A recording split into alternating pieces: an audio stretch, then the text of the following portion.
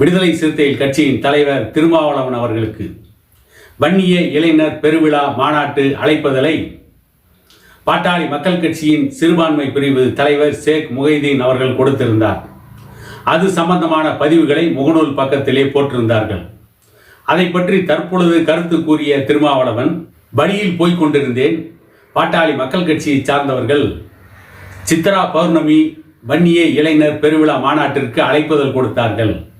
கொடுத்துவிட்டு திருமாவளவனும் பாட்டாளி மக்கள் கட்சியும் சமாதானமாகிவிட்டார்கள், அவர்கள் ஒன்றாக போகிறார்கள் என்று ஒரு செய்தியை பரப்பினார்கள்.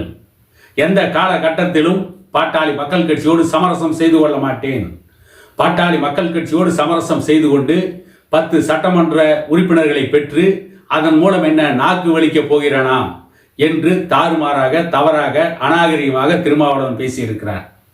திருமாவளவன் ஏதோ ஒன்றை இணைத்து விட்டார். பூனை கண்ணை மூடிவிட்டால் பூலோகம் இருண்டு விட்டது என்று நினைக்குமாம். அதை போல திருமாவளவன் பேசியிருக்கிறார்.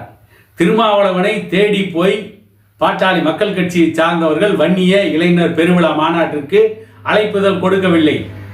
அந்த வழியிலே போய் கொண்டிருந்தவர்களுக்கு அழைப்புதல் கொடுத்தார்கள். அந்த வழியிலே வந்த திருமாவளவனுக்கும் போனால் போகிறது என்று ஒரு அழைப்புதலை கொடுத்தார்கள். அவ்வளவுதான்.